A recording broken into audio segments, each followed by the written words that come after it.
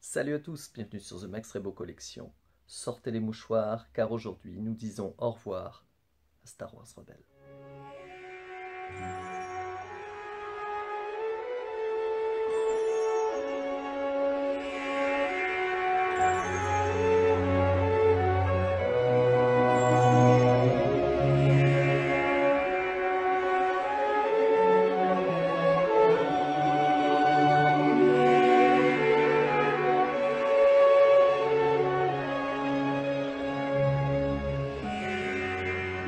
Alors, si le titre de la vidéo n'est pas assez obvious, spoiler alert!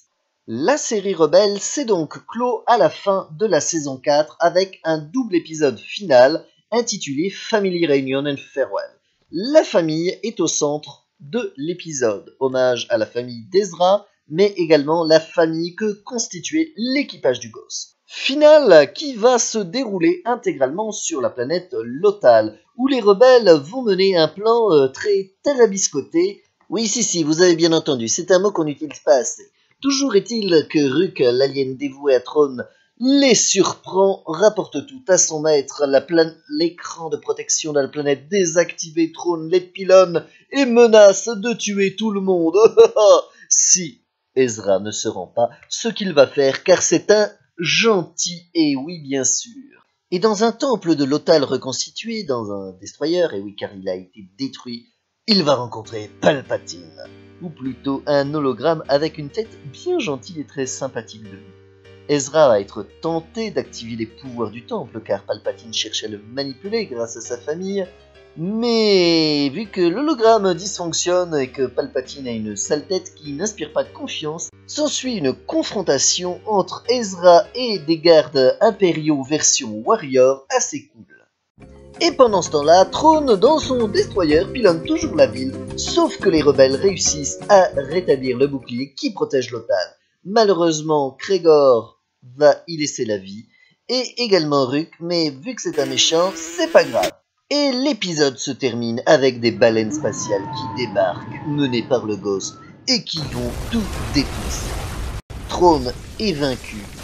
Ezra, qui contrôle les baleines grâce à la force, décide de se sacrifier et d'utiliser les baleines pour emmener très loin le Star Destroyer de Throne. Ils disparaissent tous deux ainsi. Et c'est ensuite tout le peuple de Lothal qui se soulève contre les Stormtroopers et l'Empire. Cette bataille marque ainsi le début de la fin de l'Empereur. L'épisode se termine ensuite sur un flash-forward qui reprend le début de la série Rebels. Sabine va nous raconter ce qu'il est advenu aux personnages. Calus et Zeb vont partir sur Lassat pour terminer le cycle de rédemption de l'agent Calus qui croyait avoir commis un génocide alors que le peuple de Zeb a survécu. Hera est devenue maman d'un petit Jessen, et oui, on recycle encore l'univers étendu. Elle continue de voler et son rejeton est vachement doué, autant que sa mère.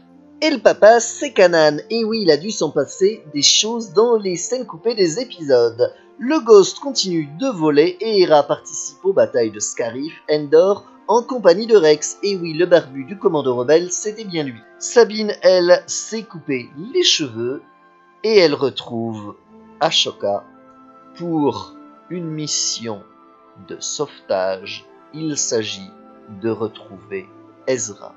Ezra qui est donc avec Throne, on ne sait tout dans la galaxie mais est toujours bel et bien vivant. L'univers étendu nous racontera donc la suite de leurs aventures très certainement.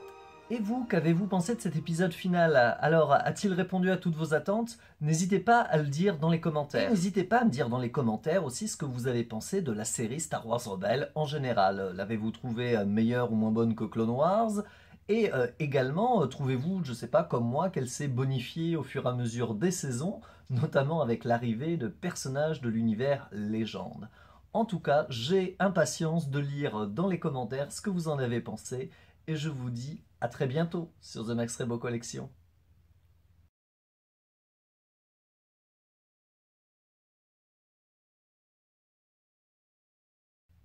N'être ou ne pas être un Storm. Telle est la question.